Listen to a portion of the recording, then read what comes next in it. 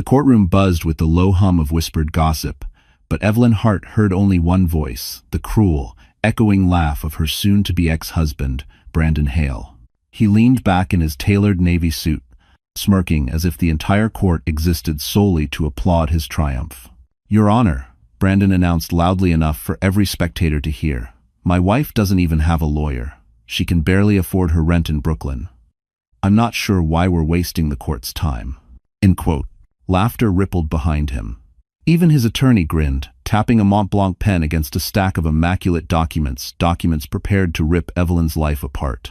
Evelyn sat alone at the respondent's table, clutching the frayed strap of her thrift store handbag. Her heart pounded so hard it shook her breath loose. She had rehearsed every possible response, every plea, every way to defend herself, but none of it mattered now. Brandon wanted a public humiliation, and he was getting it. Her cheeks burned as his mistress, seated smugly behind him, whispered loudly, "Poor thing, maybe someone can start a fundraiser for her." Heat flooded Evelyn's ears. She swallowed, fighting the tremble in her voice. "Your Honor, But before she could speak, Brandon cut her off with a raised hand, as though silencing a child. "She's wasting everyone's time. Let's finalize this. I have a board meeting in an hour." To Trosses. His arrogance filled the room like smoke thick, suffocating, impossible to escape. The judge lifted her pen. "If the respondent has no representation, we will proceed." But then, the heavy courtroom doors slammed open. Every head whipped around. A tall man in a charcoal suit stepped inside, the Manhattan skyline glowing behind him through the glass hallway. He walked with a calm authority that instantly quieted the room.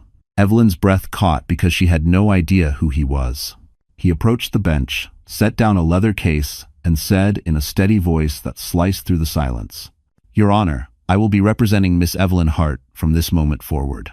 Brandon's smile froze, mid-victory, and the entire courtroom erupted in stunned whispers. Evelyn Hart sat frozen as the mysterious man in the charcoal suit stood between her and the destruction Brandon had prepared. She didn't dare breathe. For 3 months, she had fought this battle alone. No lawyer, no money, no support system. She had walked into this courtroom like a lamb led to slaughter. But now the entire room stared at her, as if she had unleashed a weapon they never saw coming. The judge lifted a brow. "And you are?" "Cole Ramsey, Your Honor," the man replied smoothly, offering his card. "Attorney of record for Miss Hart. Effective immediately." Gasps scattered through the courtroom.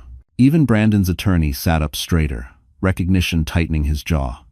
Cole Ramsey was not just a lawyer, he was one of the most feared litigators on Wall Street, a man known for dismantling billion-dollar corporations with a calm smile and a stack of inconvenient evidence.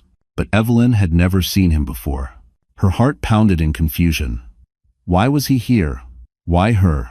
Cole turned toward her, his voice softening. "Evelyn, I'm here to help.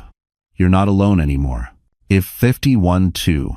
Something old and buried flickered in her memory, a childhood photo, a vague recollection of a boy with the same deep-set eyes, the same quiet intensity. But it was impossible. Her family had been shattered decades ago. Her brother had disappeared when she was 9. Everyone said he was gone forever. No, it couldn't be. Could it? Before she could speak, Brandon shot to his feet. This is ridiculous. She can't just magically get a lawyer 5 minutes before the ruling. Important. Cole barely glanced at him. "You're welcome to file a motion to contest my appearance, but I doubt you want to explain to the court why you're panicking." Brandon's face flushed red. The judge cleared her throat. "Mr. Ramsey, the court was not informed. That's my responsibility, Your Honor." Cole's voice was respectful but unwavering. "But given the stakes of this case, this woman deserves proper representation." It wasn't the words. It was the way he said "this woman," as if Evelyn wasn't the broken, humiliated wife everyone assumed she was, but someone worth fighting for, worth defending, worth standing beside. Her throat tightened. For months, she'd been treated like a burden in her own marriage. For months, she'd been made to feel small. For months, she'd been erased. Now someone powerful spoke her name with weight. But the moment of relief shattered instantly when Brandon slammed a hand on the table. "She's manipulating the system. She's been nothing but dead weight since the day I married her. She can't even keep a job without falling apart. This," he gestured around wildly, "is just another pity trick. Every insult sliced through her like thin paper cuts. Painful, familiar, humiliating. Cole turned sharply. "Mr. Hale, consider this your only warning. If you continue degrading my client, I will file for sanctions." Brandon scoffed. "You don't scare me, Dolores." "Oh," Cole replied calmly, "you will." A ripple of shock passed through the courtroom. Evelyn stared at the man, claiming to be her lawyer. His posture was steady, almost protective, nothing like the condescending way Brandon towered over her at home. And then Cole lowered his voice, just enough for only she could hear. "I promised I'd come back for you. I never forgot." Her breath hitched. It was him. Her brother? The boy who vanished. The boy she'd mourned. The boy she thought she'd lost forever. Before she could react, the judge spoke. "Very well. The court will allow Mr. Ramsey to proceed." A murmur of disbelief swept the room. Brandon's confident smile finally cracked. And for the first time since this nightmare began, Evelyn felt the ground shift beneath her this time, in her favor. The courtroom recessed for a short break, but the tension lingered in the air like static before a storm. Evelyn stepped out into the marble hallway, her pulse still unsteady. Every detail around her felt too sharp. The polished oak benches, the distant echo of heels clicking, the muted hum of conversations drifting from nearby chambers. This was the New York County Supreme Court, a place she had only ever walked past on her commute, never imagining she would one day stand in its center alone, terrified, stripped of everything she once thought she knew about her life. But she wasn't alone anymore. Not now. Not with Cole beside her. He stood a few feet away, speaking quietly with a clerk. The soft glow from the tall windows washed over him, highlighting the familiar shape of his jaw. The slight crease in his brow she remembered from childhood. It had been more than 20 years since she last saw him, yet some memories never faded. Evelyn wrapped her arms around herself as fragments of the past tugged at her, two children huddled under a blanket fort, the sound of summer rain, the day he disappeared without explanation. She had spent years believing he'd abandoned her, years grieving him, years angry at him. And now he was here, wearing a Wall Street suit and carrying the quiet authority of a man who'd seen battles far bigger than divorce court. She didn't know whether to hug him or demand answers. Before she could decide, Brandon stormed out of the courtroom, his mistress trotting behind him in stilettos that clicked too loudly on the echoing floor. He looked furious, his confidence shaken for the first time. "Who the hell do you think you are?" Brandon snapped at Cole. "You think walking in here with your overpriced suit makes you someone? This is my court, my case." Cole didn't even blink. "The court belongs to the state of New York, not to you." "Is undered." Brandon stepped closer, voice dropping to a growl. "You're going to regret stepping into this." Cole gave him a calm, almost pitying smile. "I don't regret protecting my family." Those words hit Evelyn harder than she expected. Family, a word she hadn't used in years. Brandon scoffed and turned away, pulling out his phone. "I'm calling my lawyer. We'll bury both of you." His mistress tugged at his sleeve, whispering, "Brandon, people are staring." He shrugged her off. "Let them stare." Ender. People were staring indeed. The hallway buzzed with speculation, everyone trying to understand how a woman who walked in alone now had one of the most powerful attorneys in Manhattan standing at her side. Cole finally approached Evelyn. "I know you have questions," he said gently, "and you deserve the truth. But right now, I need you to trust me for today." Her voice barely rose above a whisper. "Why now? After all these years?" His eyes softened with something like regret. "Because I finally found you, and because he," Cole glanced at Brandon, "has taken enough from you." A sharp pain twisted in her chest. He wasn't wrong. Brandon had taken her confidence, her peace, her joy, piece by piece, until she barely recognized herself. Cole lowered his voice. "This ends today." The judge's assistant opened the door to call them back inside. Brandon straightened his suit, smirking again but with a strain that hadn't been there before. Evelyn inhaled deeply. For the first time, she wasn't walking back into that courtroom as prey. She was walking in with a weapon, and the real battle was about to begin. Brandon Hale re-entered the courtroom with the forced composure of a man who'd just been publicly cornered and refused to admit it. His jaw flexed as he straightened his silk tie, the one embroidered with the Hale Dynamics logo, a company he loved more than he ever loved his wife. The spectators returned to their seats, whispering behind their hands, their eyes following Brandon like he was the lead actor in a scandalized Broadway scene. He lived for attention, but not this kind. Brandon lowered himself into his chair with a sigh meant to signal superiority, though it trembled slightly at the edges. Across the aisle, Cole Ramsey prepared his documents with deliberate precision, each movement echoing confidence. Brandon hated him instantly, not because Cole was calm, but because he could not be rattled. Brandon excelled at shaking people. It was his favorite sport. But this man, this stranger, he didn't flinch. The judge resumed her seat. "We will proceed. Mr. Hale, your attorney may continue his argument."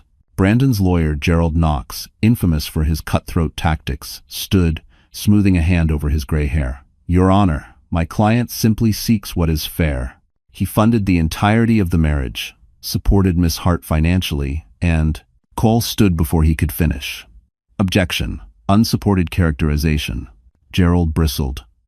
"I'm stating the factual foundation of our case." "No," Cole said calmly, "you're stating a narrative your client constructed to hide financial misconduct." A wave of murmurs swept the courtroom. Brandon's head jerked toward him. "What misconduct? Are you accusing me of something?" Cole didn't blink. "Not yet. Say so." The word "yet" hung in the air like a warning bell. Evelyn felt the room shift. The power dynamics were no longer lopsided. They were tilting. Her heartbeat sped not with fear this time, but with something unfamiliar. Something like hope. Gerald forced a chuckle. "Your Honor, this sudden representation is clearly a stunt meant to derail a lawful proceeding." Cole smiled faintly. "A stunt would imply surprise, but your client knew this was coming the moment he hid assets offshore. And are so, to have it." Brandon's chair scraped loudly against the floor as he stood. "You watch your mouth." "Oh?" Cole walked closer, unbothered. "Didn't think someone would find the accounts in the Cayman Islands? Or the transfers made under Hale Development's shell subsidiary?" Color drained from Brandon's face. Gerald grabbed his arm. "Sit down, Brandon." But anger was stronger than strategy. Brandon lunged toward the table, slamming both palms down. "You have no proof of anything? Thanks for watching." Cole slid a thin folder across the table. "Proof enough." The judge leaned forward. "Mr. Ramsey, approach." He did. She flipped through the documents, her eyes narrowing. "Mr. Hale, these records show significant financial movement unreported in your disclosures." Brandon swallowed hard. "Those aren't. That's not. He fabricates things. He's bluffing." But his voice shook. Gerald whispered harshly, "Stop talking." Evelyn watched Brandon with a strange sense of distance. There he was, the man who called her worthless, who treated her like an accessory, who laughed at her pain. He'd always strutted through life believing every lie he told. Now the lies were unraveling, piece by piece, and everyone could see it. Cole stepped back beside Evelyn, lowering his voice. "This is only the beginning.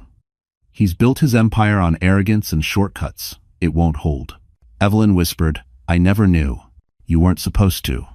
Cole's gaze remained steady on Brandon. Men like him hide their rot under polish. The judge lifted her gavel. "Court will reconvene after reviewing these documents." Brandon's mask cracked completely, and for the first time, fear flickered in his eyes. When the court reconvened, the atmosphere felt different, charged, electric, as if every person in the room sensed they were about to witness something that would dominate whispers in Manhattan law circles for months. Evelyn stepped inside slower this time, her legs still shaky but her spirit steadier than it had been in a long while. Brandon, on the other hand, looked like a man who had aged 10 years during the recess. His lawyer had spent the break hissing instructions at him, trying to salvage the crumbling facade. But arrogance had never been a stable foundation. It cracked fast. The judge cleared her throat. "Mr.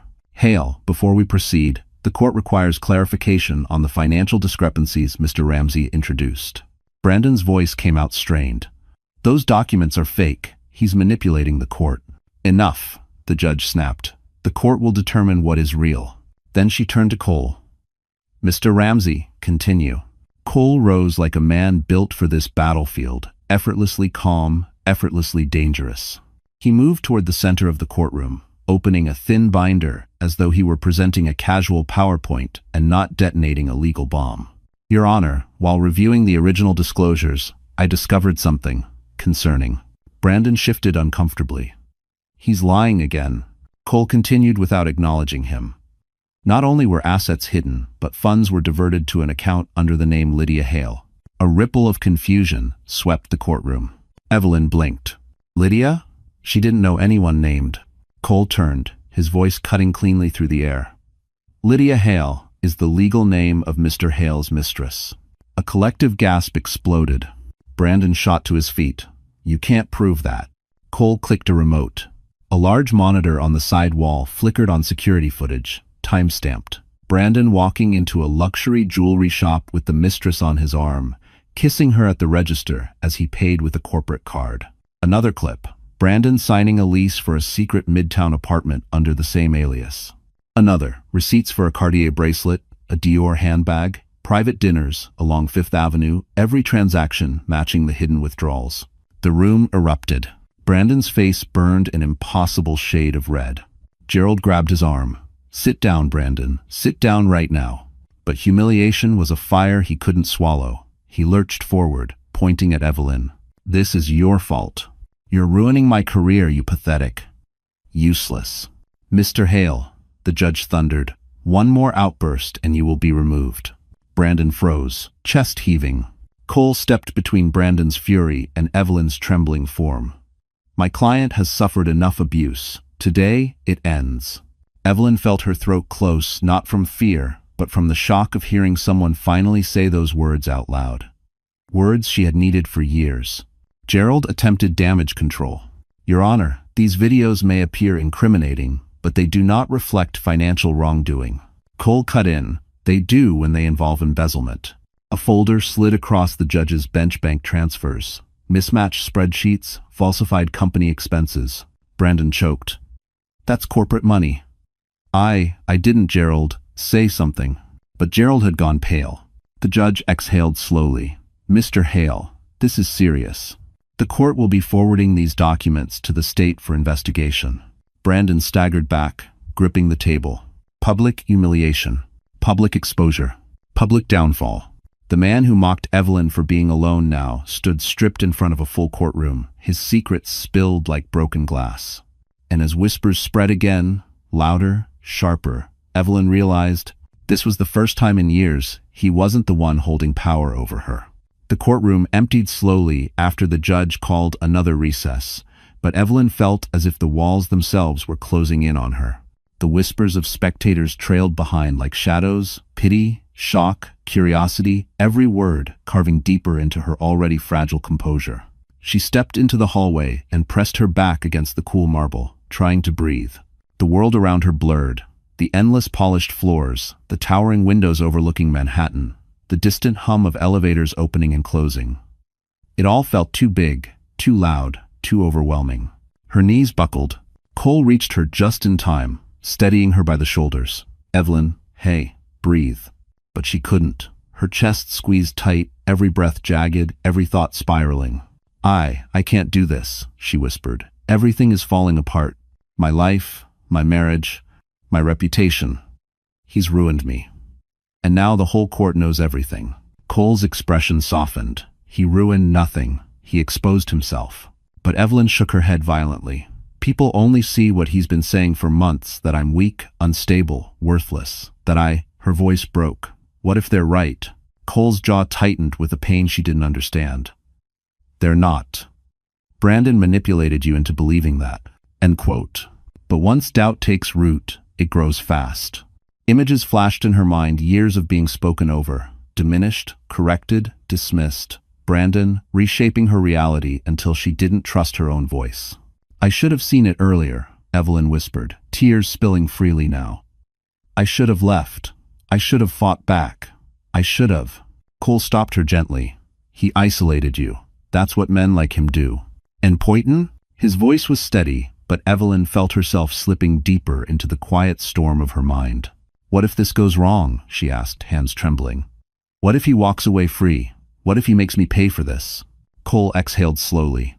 You've lived in fear of him for so long you don't remember what power feels like. His tone shifted firm, protective. But you have it now. Her tears fell harder, because she didn't feel powerful. She felt broken. shattered into pieces that didn't belong to one whole person anymore. "I don't know how to be strong anymore," she whispered. Cole lowered himself, so they were eye level. Strength isn't always loud. Sometimes it's just surviving long enough to stand up again. Her breath trembled out, uneven. "I don't think I can stand."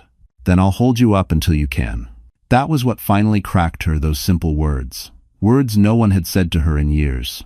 Not since before the boy she once adored disappeared from her life. The weight of everything hit at once. The betrayal. The humiliation. The years lost to a man who drained the life from her without leaving bruises. The emptiness of walking on eggshells in her own home. The truth that she had been alone long before Brandon filed for divorce. She covered her face with her hands as a sob tore free, raw and painful. Cole stayed beside her, not touching, not crowding, simply being there. A steady presence in a world she no longer trusted. When she finally lowered her hands, her eyes were red and swollen, her voice barely a whisper. "Why did it take losing everything to realize I had nothing at all?" Cole's voice was quiet, because sometimes you need to see the ruins to understand what was never real. Evelyn wiped her cheeks, swallowing hard. Somewhere deep inside, beneath the fear and the heartbreak, a spark flickered. Small, fragile, but alive. And Cole saw it too. He stood and offered his hand. "Come on, we go back in, and this time, you won't face him alone." Evelyn inhaled shakily, straightened herself, and took his hand. Her collapse was over. Her rise was about to begin.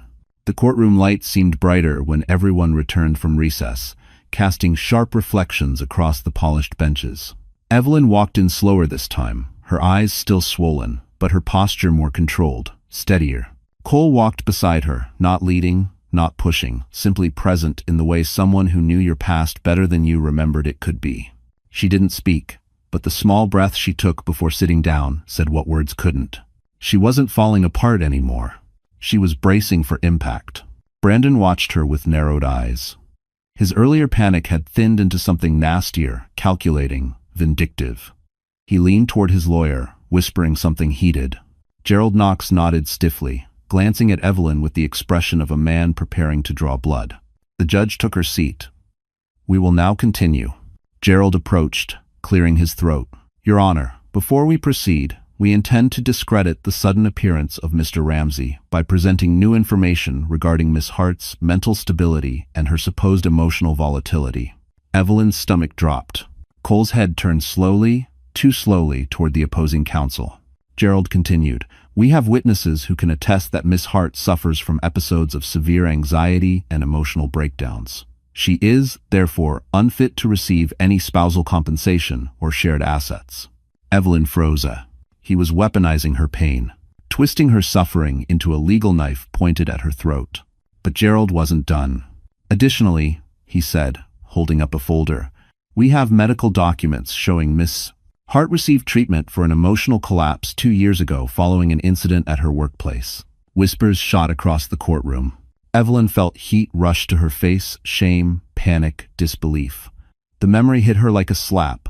A single panic attack after months of Brandon's emotional cruelty. She never told anyone. She never even admitted it to herself. How did they get those records? Her breath hitched, her vision blurred. Brandon leaned back smugly. Then Cole stepped forward. "Your Honor," he said evenly, "we also have new information Mr. Knox may not be aware he just opened the door to." Gerald frowned. "What are you implying?" Cole lifted a sealed envelope.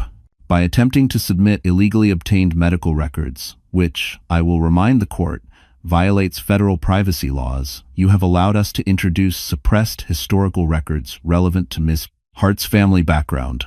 The judge motioned. "Explain." And Port 9. Cole inhaled, his voice steady but carrying an unmistakable weight. "Miss Evelyn Hart is not merely my client." A pause. "She is my sister."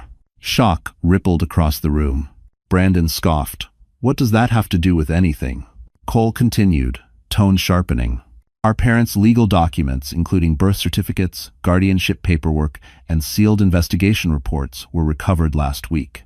And they reveal not only our blood relation, but the circumstances under which Evelyn was removed from our home." Evelyn whipped her head toward him. "Investigations? Removed from their home?" Cole's jaw tensed. Our father was abusive, violent, he hid it well. Social services removed Evelyn for her safety. I ran away, trying to protect her. That's why we were separated. The courtroom fell completely silent. Evelyn's pulse hammered. She'd spent years believing she had been unwanted, forgotten. Now, everything she thought she knew about her childhood shifted under her feet. Cole's voice softened. File after file proves Evelyn did not break. She survived. She endured what most people never would. Her anxiety isn't instability, it's evidence of trauma inflicted long before Brandon Hale ever entered her life. The judge's expression changed, subtle but unmistakable. Sympathy. Understanding. Respect. Gerald visibly blanched. Brandon? He looked blindsided. And Evelyn? She felt something she had not felt in years. Validation. The truth had finally found her. And this time, it was on her side. Evelyn didn't leave the courthouse immediately after the judge announced an extended review of the evidence. She lingered in the hallway, staring through the tall glass windows overlooking Lower Manhattan. The city glowed beneath the overcast sky, anonymous, vast, indifferent. For the first time in years, she didn't feel swallowed by it. Cole approached quietly, placing her coat gently over her shoulders. "There's more we need to go over," he said, "but not here. Come with me." They stepped outside into the cold autumn air. Yellow cabs zipped past. The chill bit at her skin, but she welcomed it. It made her feel awake. Alive. "For years," she said softly, "I believed I was broken." "You were never broken," Cole replied. "You were surviving." And he led her to a black SUV waiting at the curb. Not fancy, not showy, just clean, reliable, safe. And somehow that mattered more than any luxury car Brandon flaunted. They drove in silence until the skyline shifted to a quieter, more refined neighborhood Tribeca. Cole stopped in front of a minimalist office tower with floor-to-ceiling windows and a brass nameplate, Ramsey Strategic Council. Evelyn's eyes widened. "This is yours?" "Has been for 8 years. He hesitated. "I built it, hoping one day you'd walk through the doors." Her throat tightened.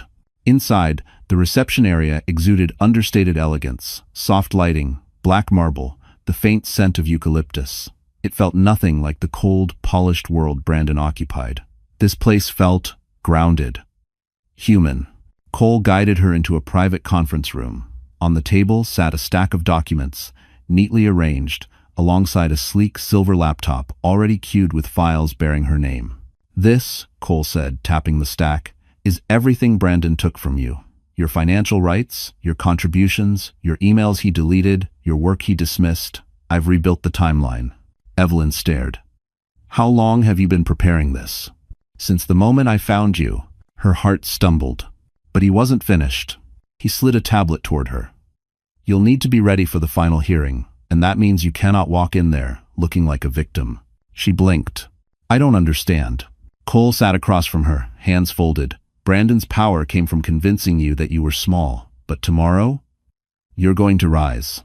Not for him, for you." He nodded toward the glass door, where a woman in a tailored black jumpsuit entered, elegant, poised, carrying a garment bag. "This is Mara," Cole explained. "Image consultant, crisis prep specialist." Evelyn shook her head. "I don't need." "You do," Cole interrupted gently. "Not because your appearance matters to me, but because it matters to the court, and because you deserve to see yourself the way the world will see you when you're free." Mara gave Evelyn a warm, steady smile. "We're not changing you, we're revealing you." Evelyn hesitated, then nodded. For the next hour, she sat as Mara worked, not transforming her into someone new, but uncovering the woman who had been buried beneath years of fear. A soft, natural makeup. Sleek, simple hair. A navy dress that accentuated her posture, not her figure. Elegant, understated jewelry. When Evelyn finally stood before the mirror, she didn't recognize the reflection. This woman looked composed, intelligent, capable. Not breakable, not forgettable, not disposable. Cole stepped behind her, his reflection appearing beside hers. "There you are," he said quietly. Her eyes burned, not with sadness, but with awakening. For the first time in her adult life, Evelyn Hart saw herself not as someone surviving a storm, but as someone capable of ending it. And tomorrow, she would. The next morning, the courtroom felt different the moment Evelyn walked in.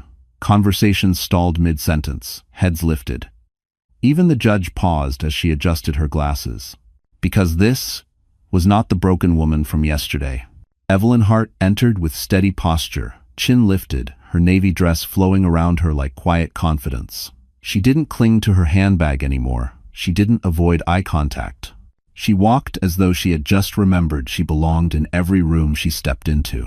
Brandon saw her and stopped, literally froze, his expression flickering between disbelief and annoyance.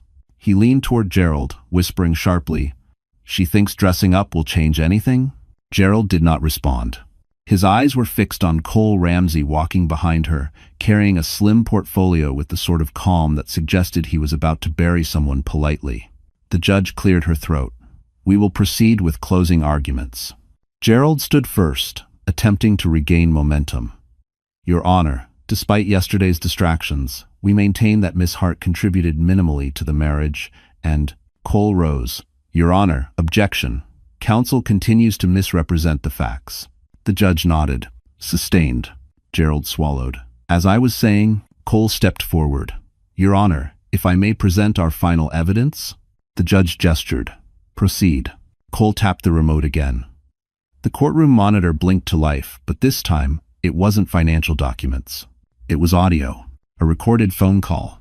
Brandon's voice echoed through the courtroom speakers. "Just get rid of her. She's dead weight. Once the divorce is done, she gets nothing. I don't care what you have to forge, just make sure Evelyn walks away with zero." Gasps erupted. Brandon shot up, face white. "That's taken out of context." Cole didn't look at him. "Your Honor, this recording came from Hale Dynamics' internal servers. Timestamped. Unaltered. Mr. Hale instructed his assistant to falsify financial documents to discredit my client." Gerald nearly dropped his pen. "Brandon, please tell me this isn't real." Brandon shook his head wildly. "He's framing me. He's lying." But Cole wasn't finished. Another audio clip played. Brandon, again, laughing this time. "Evelyn's too stupid to ever fight back. She's practically begging me to walk all over her." Evelyn closed her eyes not in pain, but in resolution. The words that once broke her now felt like ashes. The courtroom buzzed with outrage. The judge's gavel slammed down. "Order." Cole approached the bench. "In addition to the fraudulent manipulation, Your Honor, we have sworn statements from 3 former employees confirming Mr. Hale used company funds to support his mistress and deliberately sabotaged Miss Hart's employment opportunities to maintain control over her." Evelyn turned sharply. What?" Cole nodded gently. 3 companies rejected you because Brandon called ahead." Her breath stilled. He hadn't just broken her confidence. He had broken her future. The judge's voice dropped into a level of cold authority that made even seasoned attorneys sit straighter. "Mr. Hale, based on the evidence presented, the court finds you in violation of marital disclosure laws, guilty of financial misconduct, and subject to a full investigation by the state." Brandon's face collapsed. "Your Honor, please, this is a misunderstanding." But she wasn't listening. She turned to Evelyn. "Miss Hart, the court recognizes your contributions, your hardship, and the abuse inflicted upon you. You will receive full spousal compensation, restitution, and 50% of all shared marital assets."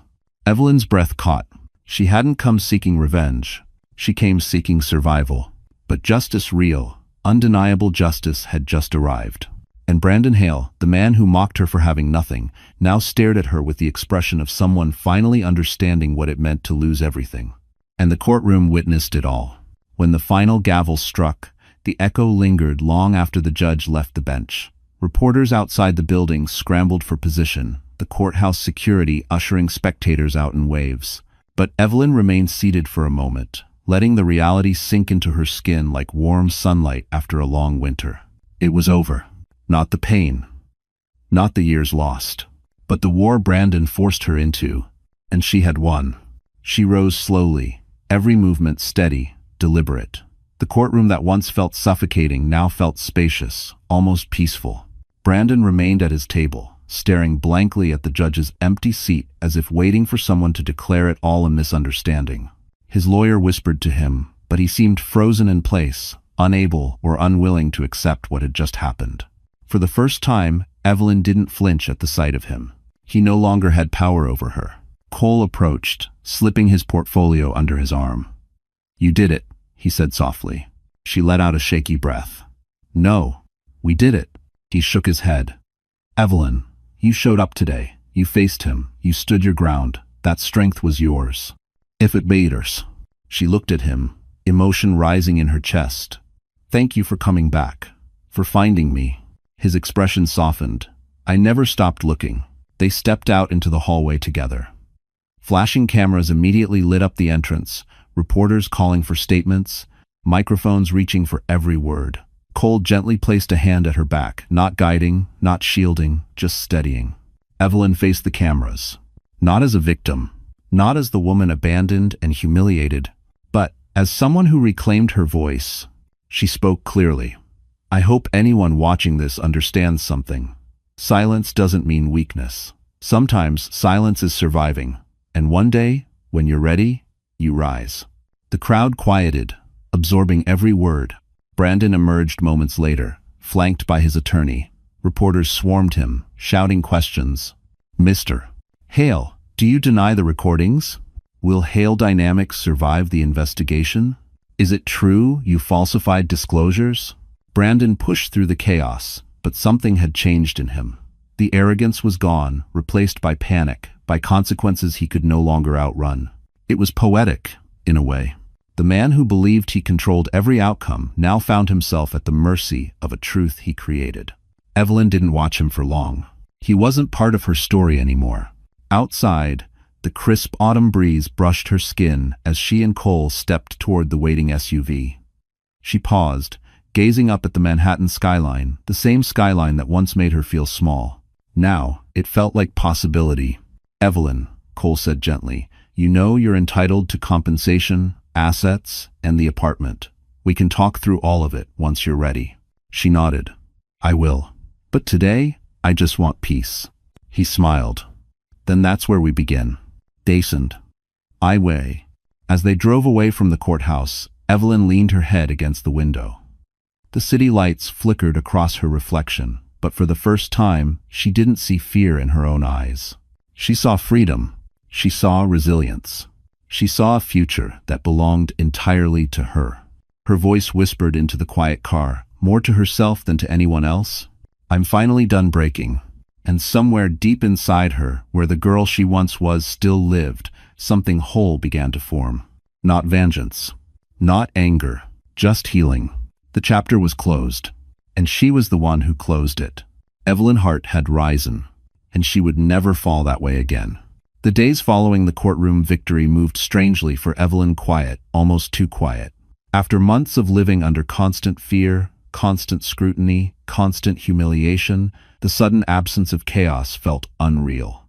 Like waking up in a room where the storm had passed, but the thunder still echoed in your bones.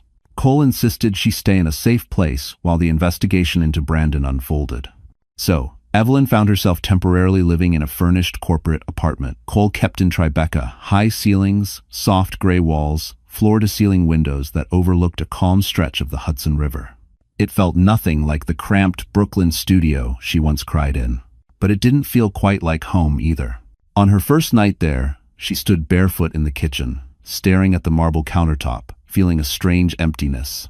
She had won. She should feel triumphant, whole. But healing didn't arrive like a parade. It arrived quietly, uncertainly, like a guest, unsure whether they were welcome. A soft knock sounded at the door. Cole stepped inside, holding 2 cups of tea. "Couldn't sleep either?" he asked. She shook her head. "My mind won't slow down." He handed her the cup. "It will. Eventually. You've lived in survival mode for so long, your brain hasn't learned what safety feels like yet." Evelyn sat on the couch, the warm mug grounding her. "I keep replaying things," she admitted. "The way he talked to me, the way I believed him, the way I let myself shrink." Cole sat beside her, not close enough to crowd, but close enough to anchor. "That's what emotional abuse does. It rewires you to think you're the problem." She exhaled shakily. "I don't want to feel weak anymore." "Thanks for watching." "You're not weak," he said. "You walked into that courtroom every day, even when you felt like breaking. That's strength most people never touch." His voice was steady, warm, protective. She forgot what it felt like to have someone speak to her with nothing but truth and care. But healing wasn't the only thing stirring inside her. A question burned at the edge of her thoughts, a question she'd avoided since Cole revealed the truth about their family. "What happened to you after you left?" she finally asked. "All those years? Where were you?"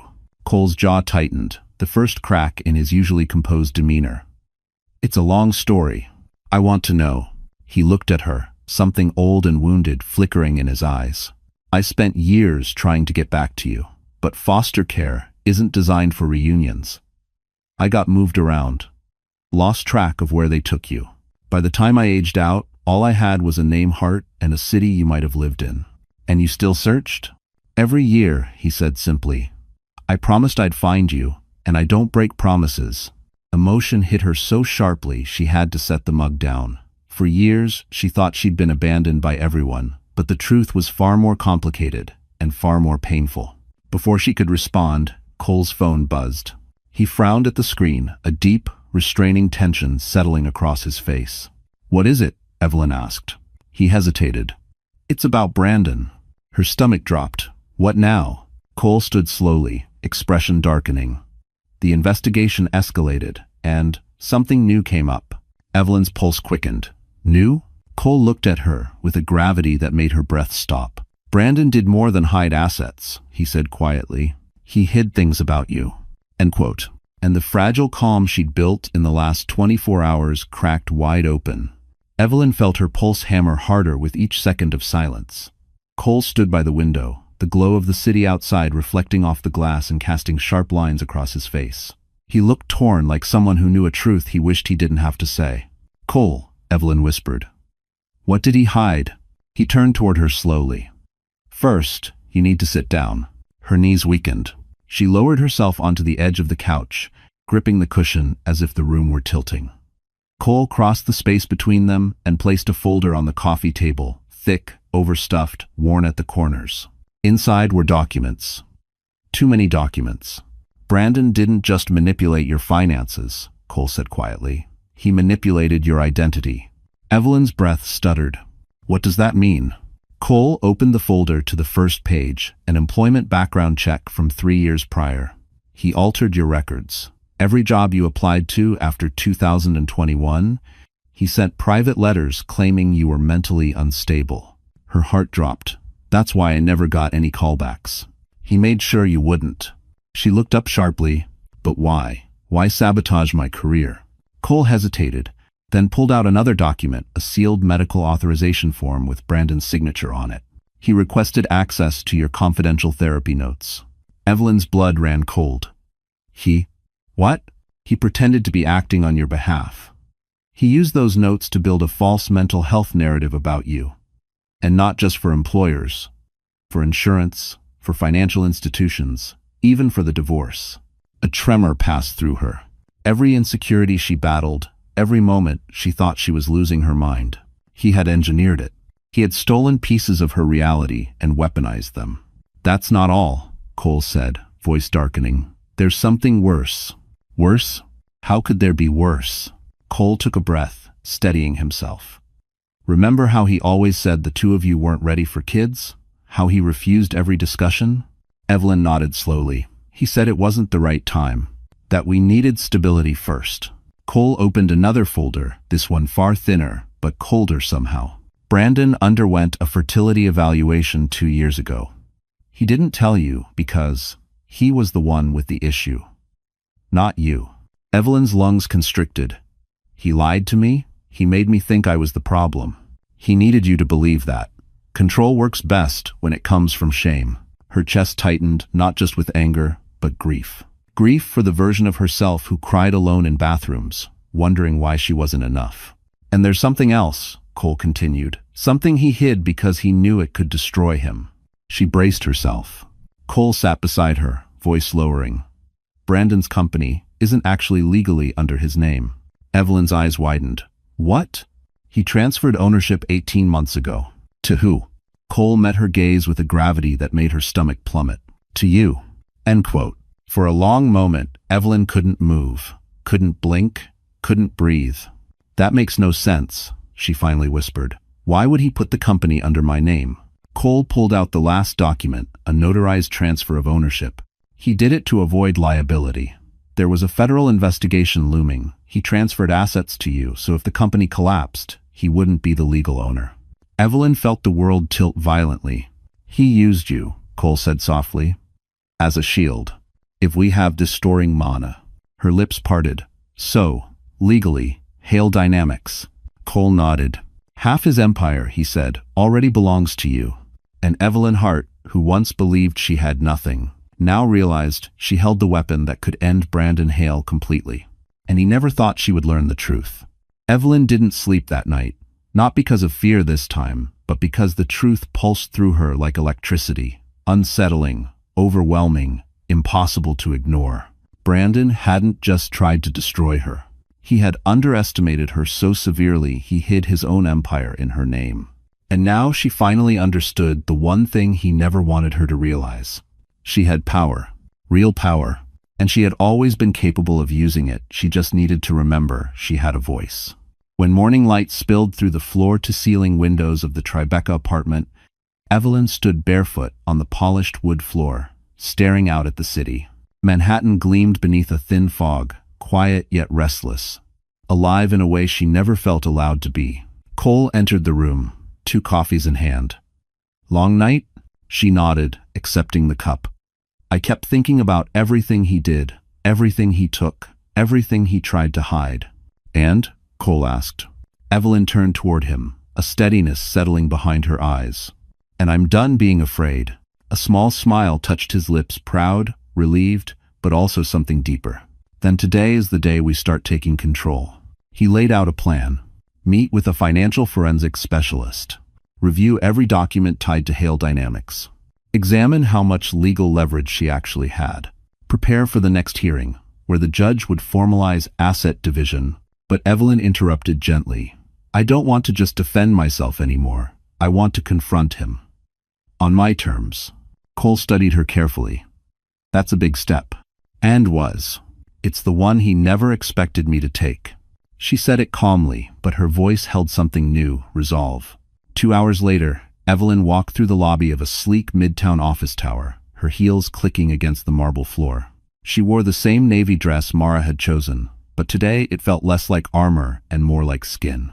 A receptionist looked up. Welcome to Hale Dynamics. Do you have an appointment? No, Evelyn said simply, but I'm here for what belongs to me. Yvette. Confusion flickered, but before the receptionist could respond, the elevator doors opened and out stepped Brandon, his jaw tightening the moment he saw her. What are you doing here? He hissed. Evelyn didn't flinch. Coming to see my company. He blinked. Your company? Evelyn, don't embarrass yourself. You don't even understand half the paperwork you signed. She stepped closer, not timid, not trembling. Maybe not then, but I do now. Brandon's facade cracked. You think you can walk in here and take over? Evelyn, Hale Dynamics exists because of me. Every dollar, every client, and whose name is on the ownership documents? She asked softly. His mouth opened, but no sound came out.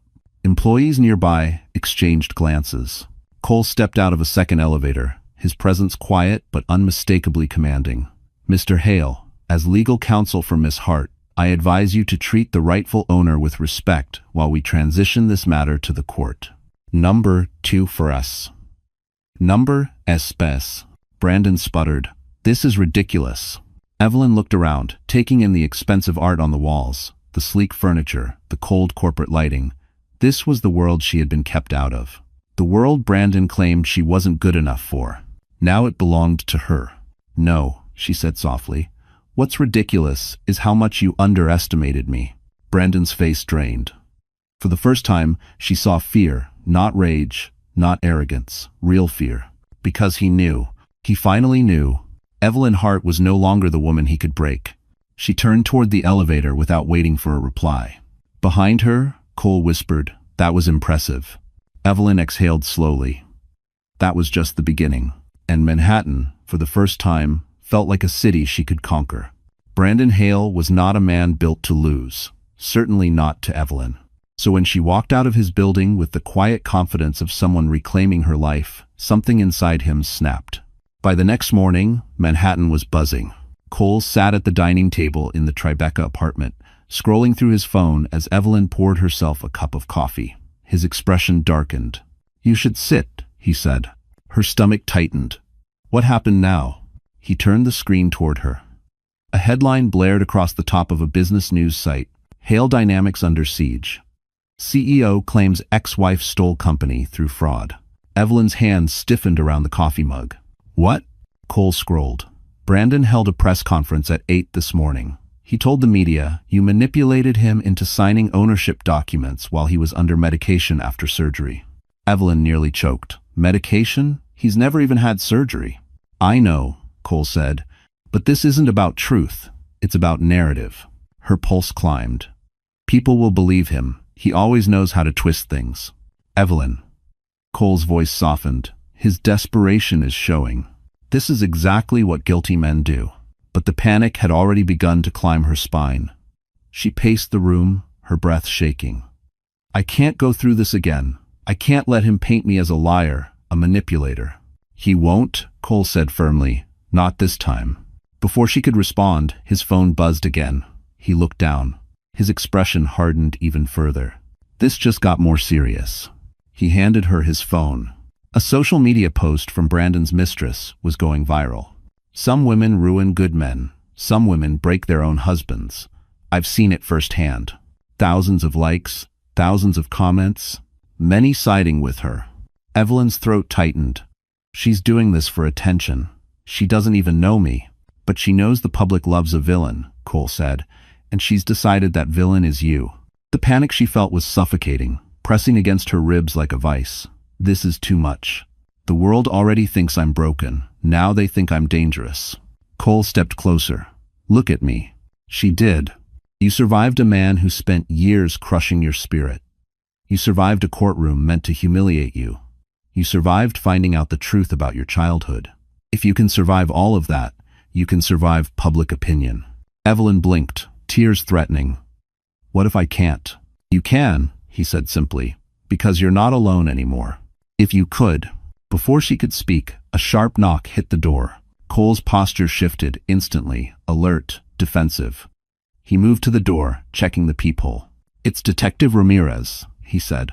Evelyn's stomach dropped. "Why is a detective here?" Cole opened the door.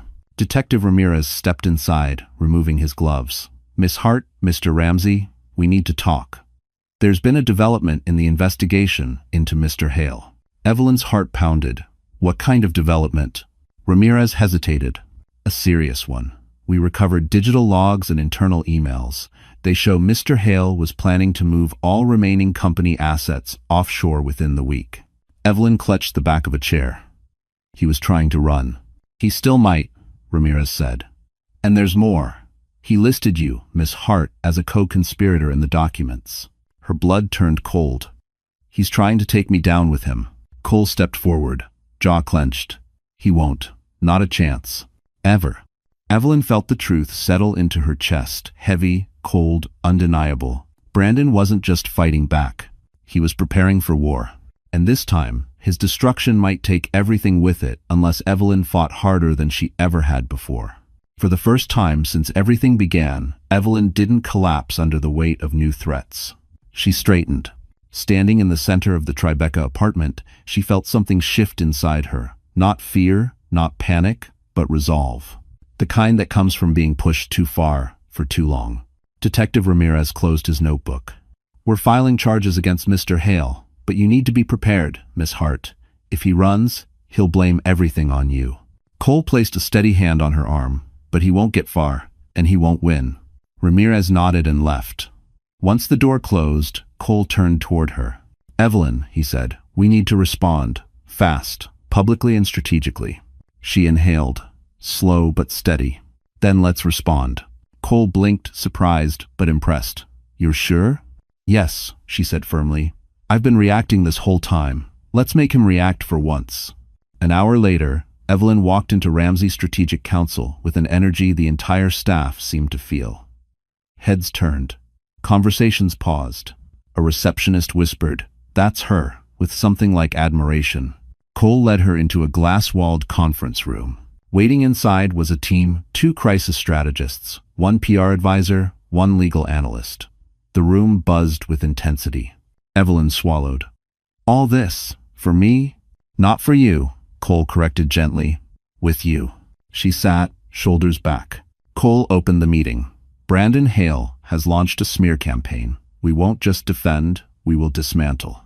The PR advisor clicked her laptop, projecting a media dashboard onto the wall, spikes and searches for Evelyn's name, hashtags swirling, rumors spreading. Mr. Hale is pushing the narrative hard, she said. But the public is turning. They saw the court footage. They heard the recordings. Evelyn stared at her own name trending beside Brandon's. For years she felt invisible. Now she was unavoidable. The strategist leaned forward. We propose a controlled statement. Something calm, factual, indisputable. Evelyn shook her head. No, not yet. The team exchanged glances. She continued, voice steady. I don't want to give statements while he controls the narrative. I want to change the playing field entirely. Cole's eyes sharpened. What are you thinking?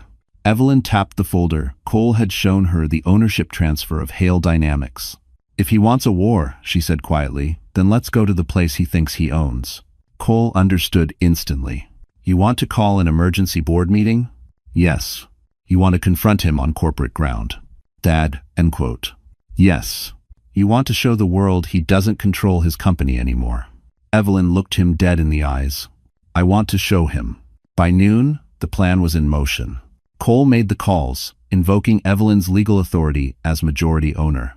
The board members, confused but compliant, agreed to meet the next morning in the glass-wrapped executive boardroom on the 42nd floor of Hale Dynamics. Brandon's fortress, his stage, his pride, and soon, the site of his unraveling. When Cole ended the final call, he turned to her. He's going to explode when he hears about this. I'm counting on it, Evelyn replied. But later, standing alone by the window, she pressed a hand to the cool glass. The Hudson shimmered under the afternoon light. She let herself breathe in the moment, not victory, not revenge, but certainty. This wasn't the Evelyn who apologized for existing. This wasn't the Evelyn who accepted whatever scraps of kindness Brandon tossed at her. This was a woman reclaiming her place in a world that once tried to swallow her whole. And tomorrow, in that boardroom, in front of the entire company, she would finally take back everything Brandon stole. The next morning, the 42nd floor of Hale Dynamics felt colder than usual, as if the building sensed a shift coming. The boardroom, normally a controlled, polished arena for power, buzzed with muted tension. Floor-to-ceiling windows framed the Manhattan skyline, the early sun cutting sharp lines across the long oak table. One by one, board members filed in, whispering among themselves. They had all received the same surprise notice. Emergency meeting called by majority owner Miss Evelyn Hart. Most had never met her. Some didn't even know she existed. They sat, uncertain, adjusting their Rolexes, smoothing their suits, waiting for answers. The tension thickened when the elevator chimed and Brandon Hale stormed out. He didn't walk. He marched. His face was flushed, hair unkempt, suit rumpled like he'd slept in it. He slammed the boardroom door open so hard it rattled. What kind of sick joke is this? He snapped. A meeting called by Evelyn? She has no authority. She has nothing to do with this company. A few board members exchanged uneasy glances. They had read the documents Cole forwarded last night. They knew the truth. Brandon, one of the older directors, began gently. If the paperwork is accurate, It's not accurate, Brandon barked, pacing like a trapped animal. She manipulated me. She tricked me into signing. The door opened again. Evelyn stepped inside. Gasps rippled across the room. She wore a tailored charcoal blazer, a silk blouse the color of ivory, and a quiet confidence that seemed to eclipse even the Manhattan skyline behind her. Cole followed a step behind, carrying a slim binder. Brandon froze mid-stride. You don't belong here, he growled. Evelyn met his glare without flinching. That's something we'll let the board decide. Murmurs erupted. A few directors leaned forward, intrigued. Brandon slammed his fist on the table. This is my company. Cole replied calmly. Legally, it's hers. He slid copies of the notarized transfer across the table. One by one, board members lifted the documents, brows lifting, eyes widening. Brandon snatched a sheet from one director. This is fabricated. Evelyn exhaled slowly. It's your signature, Brandon. You made me sign it. No, she said. You used it to hide assets. Now it's exposing you. Laughter suppressed but audible escaped one director. Brandon's face twisted. You think this means anything? The public believes me. The press believes me. They think you destroyed me. Evelyn stepped closer, her voice soft but steady. Then why are you the one unraveling? A hush fell. Cole placed his binder on the table. If the board would turn to page 12, you'll find evidence of Mr. Hale diverting corporate assets offshore. He glanced at Brandon, as well as emails listing Miss Hart as a co-conspirator without her knowledge. Brandon lunged forward. You're lying. Cole didn't flinch. The state police have the same documents. A board member cleared his throat. Brandon, is this true? Brandon's mouth opened, but no words came out. His world, built on control and secrets, was collapsing faster than he could patch it. Evelyn turned to face the room. I didn't ask for this company. I didn't even know it had been transferred to me. But now that I do, I won't let it burn because of his actions. The directors exchanged silent, loaded looks. Evelyn continued. Today, this board will vote on whether Brandon Hale remains CEO. And disguise. Brandon's eyes widened in horror. You can't do that. Cole answered, she can. And she will. A director leaned back, exhaling. Given the evidence, a vote seems appropriate. Brandon's fury ricocheted around the room. You want to do this? He snarled. Fine, you'll regret. Evelyn cut him off. No, Brandon. I spent years regretting things. Not anymore. And for the first time in his life, Brandon Hale realized he was about to lose the throne he built on lies. Silence held the boardroom hostage. The city glimmered through the windows, but inside the 42nd floor of Hale Dynamics, the air felt sharp, like everyone was breathing in the moment a kingdom collapses. Brandon looked around the table, searching for support, but the faces staring back at him were not loyal soldiers. They were businessmen, investors, pragmatists. And they could all smell a sinking ship. Let's be reasonable, Brandon said, voice cracking. You know me. You know my leadership. This company exists because of me. A director cleared his throat. It also may collapse because of you. Murmurs followed. Brandon whipped toward Evelyn. This is what you wanted, isn't it? To humiliate me publicly? Evelyn met his stare calm, steady, unmoved. No, Brandon. I never wanted revenge. I wanted truth. You're the one who built your life on lies. Cole stepped beside her, hands folded, expression neutral but razor-sharp. Shall we proceed with the vote? The chairman nodded. All in favor of removing Brandon Hale as CEO of Hale Dynamics, effective immediately, say aye. It happened in a wave, one voice, then another, then another. A chorus of aye echoing around the polished oak table. Brandon's face twisted in disbelief. No, no. This can't. All opposed? The chairman asked. Only Brandon raised his hand, trembling, defeated. The chairman closed the ledger. Motion passes. Brandon Hale is hereby removed as CEO. A gasp escaped from someone in the room. Another director shook his head, almost pitying. Brandon staggered back like he had been struck. You're ruining everything, he whispered. Everything I built. Cole's tone was ice. You ruined it yourself. Security approached the doorway, the quiet, respectful kind who didn't need to show force to imply it. Brandon's voice cracked. You're really going to let them drag me out like a criminal? Evelyn inhaled slowly. No one dragged you anywhere, Brandon. You walked yourself here. And well. His eyes flashed with desperation.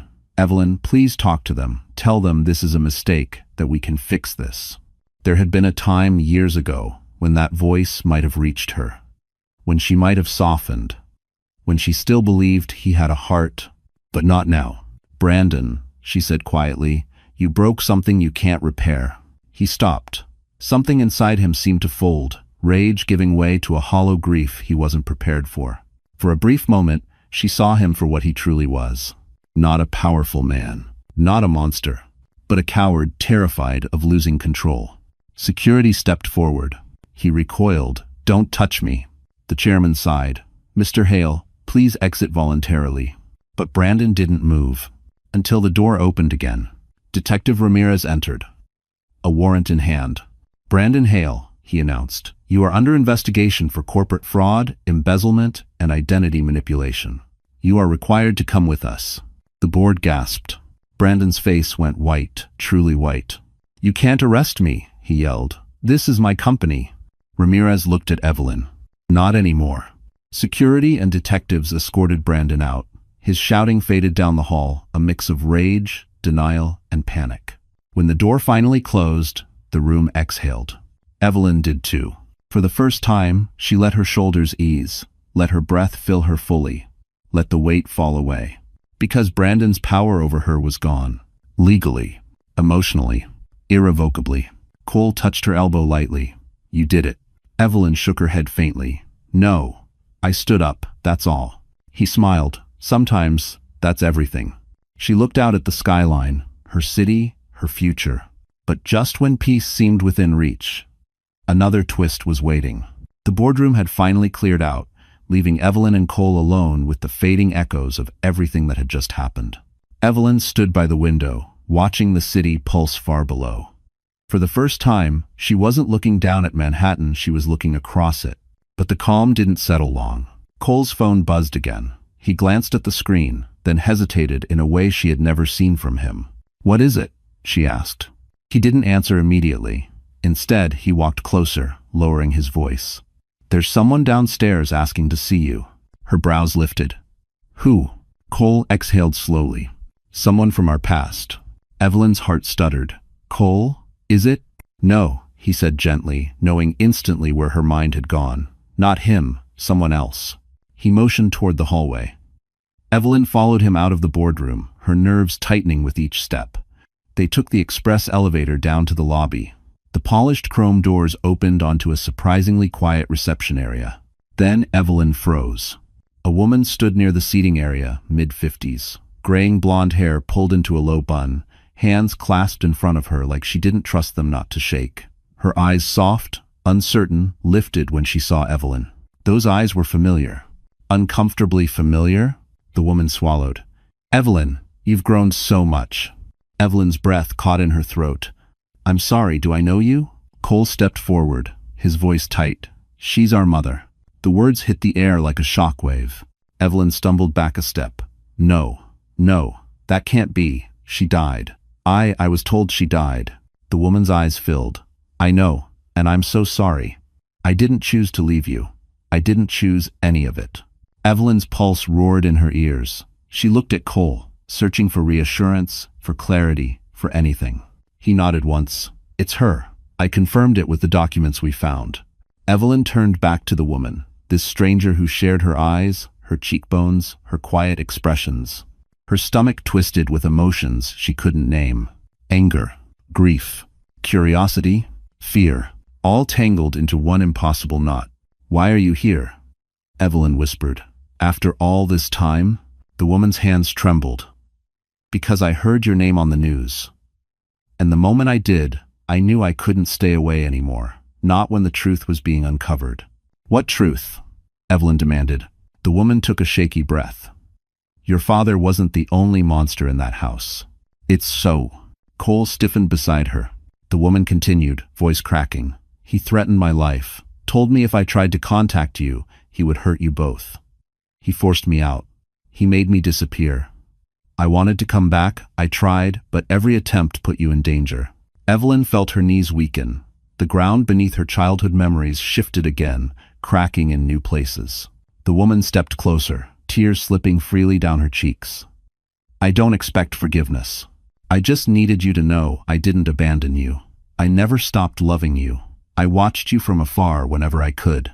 And when I saw you standing up to a man like Brandon, I realized you became everything I prayed you'd grow into. Strong, brave, unbreakable." Evelyn swallowed hard. Why now? Why after everything? The woman reached into her bag and pulled out a thin envelope. "Because," she said softly, "there's something else you need to know. Something about Brandon. Something about why he chose you." Cole stiffened. Evelyn's breath hitched. "What are you talking about?" The woman held out the envelope. "You weren't chosen by accident," she whispered. "Brandon targeted you." Evelyn's world fractured again, and this time, the truth waiting inside that envelope might change everything. Forever. The envelope felt too light to hold something that could shatter a person's world, but Evelyn's fingers shook as she took it anyway. Her mother, this stranger who wasn't a stranger, watched her with eyes full of apology, fear, and something deeper: urgency. Cole hovered close, tense. "Evelyn, you don't have to open it right now." But she did. She needed to. Every instinct told her that whatever lay inside connected every thread of cruelty, every manipulation, every question that had haunted her for years. She slid a trembling finger under the flap and pulled out a thin stack of documents. The first page was a photograph, grainy, old, clearly taken without permission. It was her. A much younger Evelyn, maybe 19, working a shift at a diner in Jersey. Her stomach flipped. "What is this?" Her mother swallowed hard. "Start from the next page." Cole leaned in as Evelyn turned the page. A report from a private investigator. Hired by Brandon Hale. Date: 7 years before their first meeting. Evelyn's breath caught. He knew who I was? Her mother nodded painfully. "Long before you ever met him." Evelyn continued reading, each line colder than the last. Subject: exhibits signs of social isolation. No stable family connections detected. Minimal financial safety net. History of trauma, likely, emotionally vulnerable. Potential target for long-term control. Recommendation: high suitability for relationship manipulation. The words blurred as bile rose in Evelyn's throat. "No," she whispered. "No, this can't be real." But it was. Cole clenched his fists, fury simmering under the surface. "He profiled you. He watched you. He chose you because he thought you were easy to break." Her mother covered her mouth, tears spilling. "I didn't know until years later. I tried to warn you, but I had no way to reach you." Evelyn stumbled back a step, gripping the edge of the reception desk to stay upright. Her lungs fought for air. Her skin prickled with nausea and horror. Brandon hadn't just married her. He hadn't fallen out of love. He hadn't grown distant. He had hunted her. Like prey. Her entire relationship, every sweet moment, every kindness, every apology felt suddenly poisoned. Scripted, designed. Not love. Never love. "He studied me," Evelyn whispered, her voice hollow. "Planned me. Selected me." Her mother sobbed silently. "Yes." Cole's voice dropped into something dark. "This goes beyond abuse. This is predatory, calculated, criminal." Evelyn blinked hard, fighting tears. Why me? Why would he do this?" Her mother hesitated. "Because of your father." Evelyn's heart stopped. "What does my father have to do with Brandon?" Cole turned sharply toward the woman. "Explain, now." Her mother wrung her hands, voice trembling.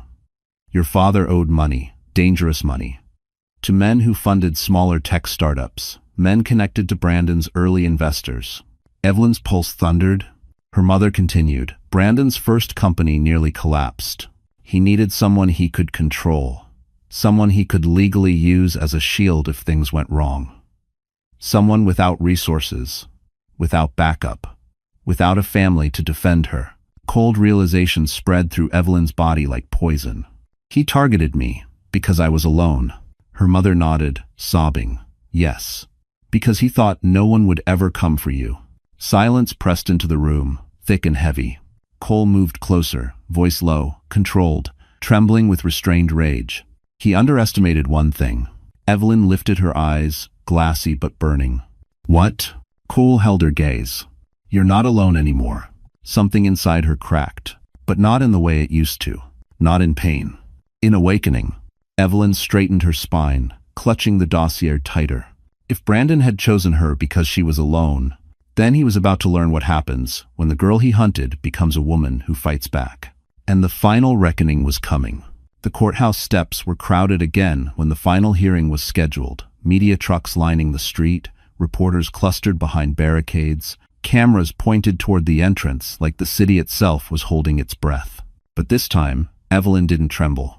She arrived in a tailored black coat, the skyline reflecting off the glass doors as she walked inside. Cole paced beside her, protective without overshadowing her. Her mother followed a few steps behind, quieter, unsure of where she fit in but present. Evelyn wasn't walking in as someone's wife, or someone's target, or someone's victim. She walked in as a woman reclaiming her life. Inside the courtroom, Brandon Hale sat handcuffed between two state officers. His once expensive suit hung awkwardly on him, wrinkled, defeated. His eyes darted everywhere but toward Evelyn. The judge entered. "We are here to finalize the distribution of assets and address the criminal findings." Brandon's lawyer, his third in 2 weeks, stood, voice strained. "Your Honor, we request leniency. My client was under personal stress, facing financial threats." Cole rose smoothly. "Your Honor, the evidence is overwhelming. Mr. Hale knowingly manipulated Miss Hart, used her identity to shield himself from legal repercussions, and orchestrated a predatory relationship rooted in deception. His actions were intentional, never accidental." The judge nodded gravely. "Mr. Hale, please rise." Brandon stood, wrists trembling against the cuffs. The judge continued, "Due to the discovery of targeted manipulation, falsified documents, financial misconduct, and identity abuse, the court rules as follows. Miss Hart is granted full and unquestioned ownership of Hale Dynamics. Miss Hart will receive full restitution for damages inflicted. Mr. Hale will face criminal prosecution under state and federal law." A murmur of shock and approval filled the room. Brandon broke. "You can't do this," he shouted, struggling against the officers. "She was nothing. I made her." The judge slammed the gavel. "You made your choices, Mr. Hale. Now you will face the consequences." The officers pulled him back. Brandon's voice cracked, desperate. "Evelyn, please don't let them take everything." Evelyn met his eyes for the last time. Not with anger, not with fear. With closure. "You took years from me," she said softly, "but you don't get one more day." Brandon's knees buckled. The officers steadied him as he was escorted out of the courtroom. His shouts echoed down the hallway, fading like the last dying remnants of a storm. And then, silence. A silence Evelyn had waited her entire life to feel. Outside the courthouse, reporters rushed forward. "Miss Hart, do you have a statement? What will you do with the company? How do you feel about today's ruling?" Evelyn stepped up to the podium, Cole set for her. Her voice was calm, steady, unwavering. "I spent years believing I wasn't enough. Today, I want anyone listening to know this. People can break you, lie to you, try to control your life, but they cannot define you. You define yourself. And no matter how dark it gets, you can stand again." The crowd fell silent, moved. She stepped back. Cole touched her hand briefly, grounding her. Her mother approached, timid but hopeful. "Evelyn, can we try again? Not the past, just a beginning?" Evelyn looked at her, really looked, and nodded. "We can try." As they walked toward the waiting car, the late afternoon light hit the skyline, warm and golden, like the city was finally welcoming her into the life she deserved. Evelyn inhaled deeply. No more storms, no more fear, no more silence. Just freedom, just truth, just beginnings. And as the courthouse doors closed behind her, sealing the past where it belonged, Evelyn Hart stepped into her future, whole, unbroken, and finally, free. So that's how the story ends, my wonderful friends. And if you're still here with me right now, it means something in this journey touched your heart in its own quiet way. Maybe you saw a part of yourself in Evelyn. Maybe you recognized a storm you once survived. Or maybe you simply needed a reminder that even the darkest chapters can lead to light. The Stoics used to say, "What stands in the way becomes the way." And Evelyn's story is proof of that. She wasn't strong because life was easy. She became strong because life demanded she rise. Marcus Aurelius wrote, "You have power over your mind, not outside events." And when Evelyn finally claimed that power, everything changed. Take that with you. You're allowed to begin again. You're allowed to reclaim your voice. You're allowed to rise after being broken. And hey, if this story stayed with you until the very end, then maybe you and I are connected in this moment for a reason. So before you go, don't forget to like, share, and subscribe. Not for numbers, but so we can keep walking through these stories together, one healing truth at a time.